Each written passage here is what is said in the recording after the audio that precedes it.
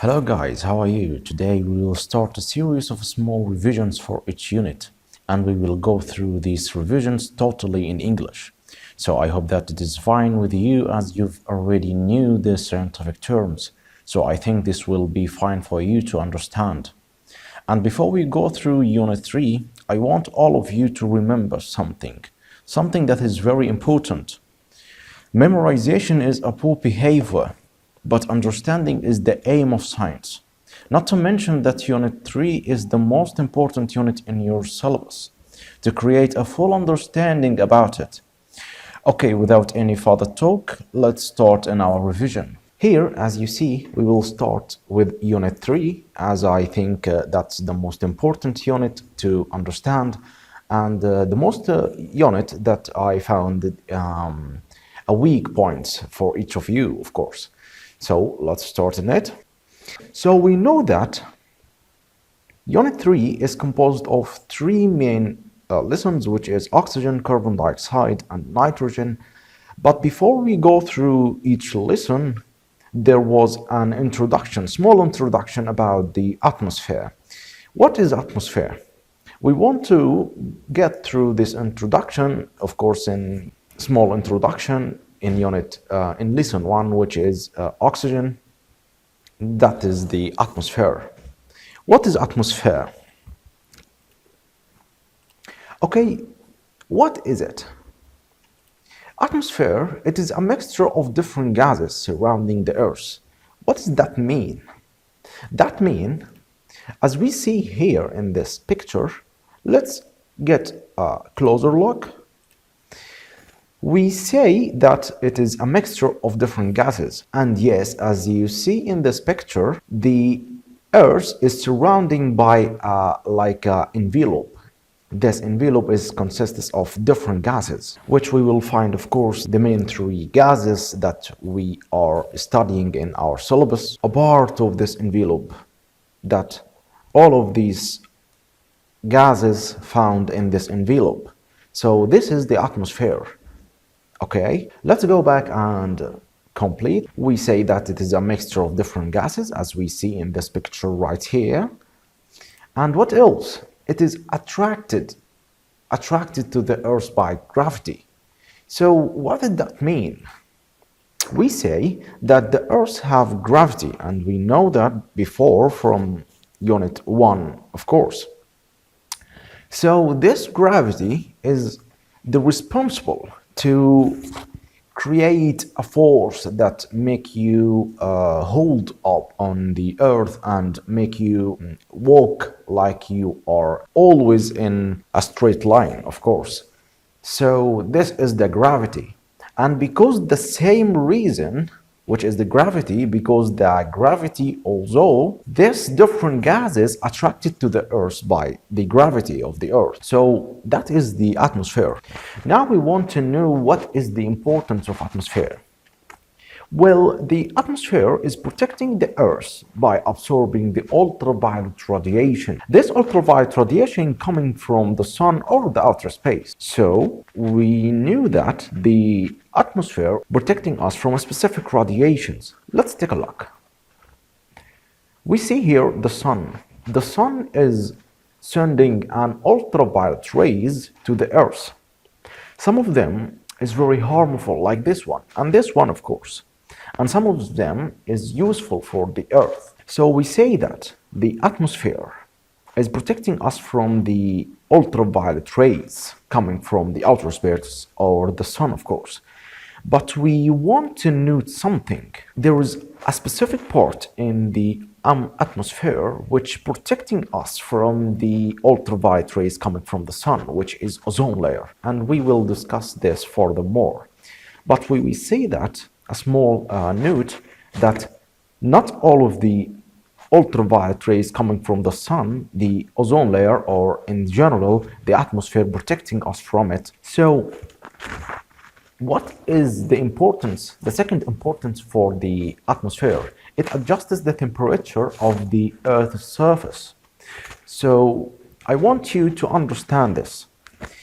Let's take a look right here. if all of the ultraviolet rays coming from the sun is passed to the earth, that will make the earth's surface really hot and have a high temperature. So the ozone layer, or in general the atmosphere, as we see here, prevents the passage of all of the ultraviolet rays, as we said before, and not all of them pass to the earth, but just a small part of them, so that it adjusts the temperature of the earth by eliminating the passage of all of the ultraviolet rays. And now we want to know what are the components of atmosphere, and all of us of course knew about them, which is, we know that 78% of the atmosphere is nitrogen right here, and 21 of the atmosphere is oxygen, and the other gases is just 1%. The remaining 1% is the other gases. The other gases, we said before, that include carbon dioxide, which have a percentage that is 0.03%. And small properties of other gases include argon, water vapor, helium, and other gases, of course. Okay, now we will go through the differentiation between oxygen, carbon dioxide, and nitrogen, and we will discuss this important differentiations. So let's go through and know the first point right here, the differences between them. Okay, we will discuss this differentiation in some point. Let's take a look at the first point, which is in the structure. I want to understand the differentiation between them in the structure. Okay, right here we see the oxygen molecule. We said before that oxygen molecule is consisting of two oxygen atoms. Like here, we have here an oxygen atom that is combined with another oxygen atom and make the oxygen molecule right here in this shape or in this shape. So we say that the formula of oxygen is O2. As we stated, there is oxygen atom and another oxygen atom that combine with each other, forming the oxygen molecule, and this is its formula. So what about the carbon dioxide? Carbon dioxide structure is C atom, which is carbon, of course, carbon atom, connected with two other oxygen atoms from its sides. And its formula is CO2, as we see here, because C is one atom and O is two atoms, which is oxygen. What about the nitrogen? We have two nitrogen atoms, and these atoms connected with each other, forming the nitrogen molecule, which have the formula as we see here, N2. Exactly like O2, okay? So the structure of nitrogen is similar to the structure of oxygen. Okay, what is the next point? The next point that we want to discuss the differentiation in it, that is the source. What is the source of each one of them? Let's start with oxygen, and let's take a closer look at this right here. The source of oxygen. What is the source of oxygen? Well, in plants we knew that the plants take sunlight and carbon dioxide and water with some minerals, these minerals found in soil, of course, and producing oxygen, which is, as we say, that the plant is the main source of oxygen. And of course, sugar, which is the fruits that the plant take out with it. The main source is the plants, of course. And what about the carbon dioxide? Carbon dioxide, let's take a look right here. Carbon dioxide is produced from respiration of all living organisms. How that occur? We knew that all of the living organisms take oxygen and give carbon dioxide. In respiration process, of course, we take the oxygen in inhalation and give out carbon dioxide in exhalation. And what else? In combustion of organic materials like wood, oil, and coal. We knew that if we burn one of these organic materials, that will produce carbon dioxide, of course. But what about the combustion of fuel in factories and means of transport? Well, in factories giving a lot of smokes. This smokes is consisting of carbon dioxide, and of course, and the mean of transport. The mean of transport giving a lot of carbon dioxide too. So what about the nitrogen? What is the source of nitrogen? The main source of nitrogen is the atmospheric air, as we know that, because nitrogen is about 78% of all of the atmosphere. So the main source of it is the atmosphere, of course. Okay, what is the next point? The next point that we want to discuss the differentiation in these three gases, that is the preparation. Okay, let's take a look about the preparation of oxygen at first. I want you to focus with me in this point. This is very important. Okay, the preparation of oxygen right here. As we see here, we put in this tube hydrogen peroxide. Hydrogen peroxide is getting through this pipe here and reaching to this cylinder containing magnesium dioxide, which is only a catalyst.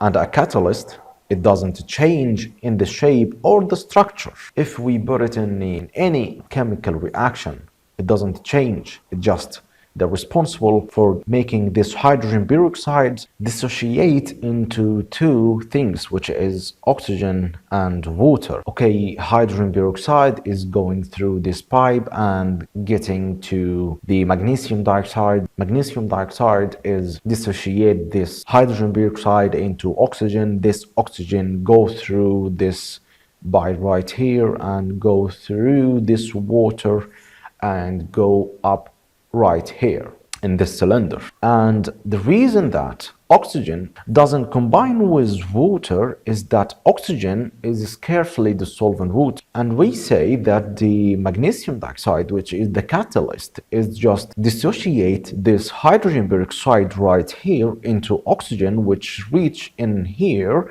and what is left here in the cylinder is water, of course, because hydrogen peroxide dissociate into two things, as we say right now, which is oxygen and water. Okay, oxygen is collected by downward displacement of water. I want you to focus with me in this point. We say that as oxygen go from this reaction right here and go through this pipe and go up here, what happened to the water? If we notice that water is getting down, because water was in here, right? But as the oxygen go through this and go to the water, it rise up to the upper part of the cylinder and make the water go down, so that oxygen is collected by a downward displacement of water. If I want to collect oxygen, why we do such a thing? We want to collect oxygen. We want to prepare oxygen. So the preparation of oxygen, I mean the collection of oxygen, is found by this way, as the oxygen give a downward displacement of water, as we see here. So why? Why oxygen is collected by this way in specific? And if I give you a question, give reason, oxygen is collected by a downward displacement of water, as we see now that the oxygen doesn't dissolve in water. Instead, it go through this pipe right here and go through water without dissolving in it, giving this water a displacement, that downward displacement. So in its route to the upper part of this cylinder, the oxygen doesn't dissolve in water. So the answer in this question will be that, as it is rarely dissolved in water or scarcely dissolved in water. And this is one of its properties, of course, of the oxygen. Okay, let's take a look at the preparation of carbon dioxide. Well, carbon dioxide is prepared by dilute hydrochloric acid. Dilute hydrochloric acid is put in this tube here, okay, and by opening this tab, it will start to go through this pipe and reach to calcium carbonate. So this cylinder is empty at the first of the experiment, it is empty, just containing calcium carbonate. And as we open this up, dilute hydrochloric acid is go through and drop into the calcium carbonate. Well, after calcium carbonate is connected with or react with dilute hydrochloric acid, carbon dioxide evolves from this reaction and go through this pipe as we see here and collected in this cylinder. But we knew that carbon dioxide will not go and escape from the cylinder as it is heavier than air, as we know, right?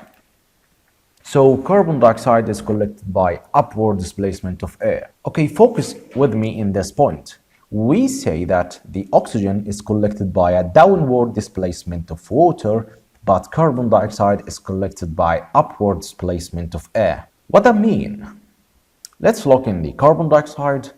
As the carbon dioxide is evolving from this reaction and go through this pipe reaching this cylinder, we knew that it will not go through this cylinder and escape because it is heavier than air, so carbon dioxide will go down right here and making the air go up of the cylinder. The cylinder before carbon dioxide reaching to it was empty. Empty means it's having just air. So as carbon dioxide reached to this air right here, it will go under part of the cylinder and the air will go up of the cylinder, the upper part of this cylinder, of course. So what is happening to the air? It is the upward displacement, a displacement to the upper part of the cylinder. So we called it an upward displacement of air. So carbon dioxide is collected by upward displacement of air as we see here. But why? Give reason. Carbon dioxide is collected by a displacement, upward displacement of air. Well, we say that because it's heavier than air. Giving an example of that, if we have metal and put it in a cup of water, the metal of course will sink in this cup of water because it is heavier than water. And in the same manner, carbon dioxide will go down and make the air go up and arise because it is heavier than air. But why we cannot collect it with water, as in this experiment right here? Why we do not pour some of water right here and making the carbon dioxide go down and making the water rise up and make upward displacement of water instead of air? Why we cannot do this? Because as we know that carbon dioxide is easily dissolved in water, and this is one of its properties, of course. And what's that mean? That mean if we pour some water in this cylinder in here and make the carbon dioxide go through this pipe and reach the cylinder, it will react with water. It won't go through this cylinder and go the under part of the cylinder, but instead it will react with water and dissolve in it. So we cannot collect carbon dioxide with water, okay? Because it is easily dissolved in water. What about nitrogen? We do not take anything about nitrogen, the preparation of nitrogen, and this is not in our syllabus. Okay, let's take a look at these videos for preparing of oxygen at first. Okay, this is the funnel that we will put hydrogen peroxide in it. Okay, so of course putting some magnesium dioxide in this cylinder, which is the catalyst, and bring some of hydrogen peroxide. This hydrogen peroxide will reach to the cylinder, giving the production of hydrogen, will go through this tube right here, go through the water and go uprise, making the water give a downward displacement of water as we see here. Again, the oxygen is rise up and making the water go down with a displacement, downward displacement of water, of course, as we collect the oxygen gas, okay? So let's take a look at the carbon dioxide preparation. Calcium carbonate, we will put some calcium carbonate in the cylinder right in here. Will we put some dilute hydrochloric acid and make it right here and make it react with the calcium carbonate in the cylinder, and this will give the production of carbon dioxide, as we see here. Okay, and carbon dioxide will evolve and go to this cylinder in here. Okay, and of course, as we say before, that carbon dioxide will not escape from the cylinder, but instead it will go to the lower part of the cylinder, and the air will go to the upper part of the cylinder, because the carbon dioxide is heavier than the air, as we know. Okay, the next point that we will want to discuss the differentiation between them is the properties. Okay, the first property, oxygen, as we say now, is scarcely dissolved in water, but carbon dioxide is easily dissolved in water. Nitrogen, it is scarcely dissolved in water, so nitrogen is similar to oxygen. Okay, what is the next property? Oxygen, it is a color, tasteless and odorless gas. And carbon dioxide, it is a colorless and odorless gas. But what about its taste? Well, the taste of carbon dioxide, it has a taste, but in most cases, we do not taste it, okay? What about the nitrogen? Nitrogen, it is colorless, tasteless, and odorless gas. And the third property, oxygen, it doesn't burn, but it helps in burning. Carbon dioxide, it doesn't burn and it doesn't help in burning. And nitrogen, it doesn't help in burning. Returning back to the carbon dioxide again, it doesn't burn and doesn't help in burning. That will make it used in the extinguishing fire. Okay, number 4, it is heavier than air, oxygen. And the same for carbon dioxide, it's heavier than air, and there is no such property for nitrogen. Okay, about the number 5. Well, oxygen combine with lighted magnesium to form magnesium oxide, which is white matter. Let's take a look about that. And closer look. Okay, right here, we say that lighted magnesium, this is a magnesium ribbon. I just light it and get it inside a cylinder that contain oxygen gas.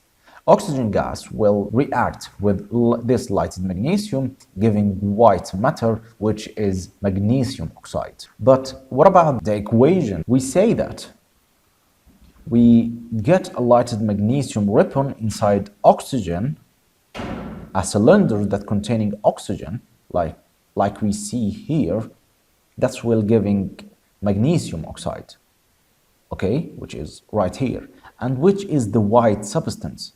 Okay, what about the carbon dioxide? Carbon dioxide, when we react a lighted magnesium with carbon dioxide, that will produce two substances. I want you to focus with me in this point and make full differentiation between carbon dioxide and oxygen in this property. Okay, let's take a look and closer look about that. If we put lighted magnesium inside a cylinder, this cylinder containing a carbon dioxide will react with this lighted magnesium, giving the production of two substances. The first one is the black substance that is found in the wall of the cylinder, and the other substance, which is the white substance right here, is the second production of this reaction. The black substance is the carbon, just the carbon, and the white matter is like exactly in oxygen, it is the magnesium oxide. That is the white matter. Okay, let's take a look right here.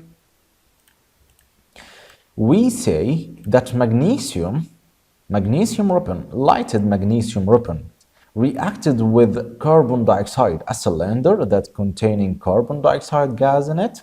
So as we see here, magnesium will react with oxygen, giving the production of magnesium oxide. Magnesium oxide is the white substance. And C right here, which is the carbon, will go alone from this reaction, giving the production of the black substance. The black substance is the carbon alone, okay? I hope you to understand this, and to understand the difference between these two important properties and the lighted magnesium ribbon, what will happen when we react it with oxygen at the first and with carbon dioxide at the second. That is very important, okay?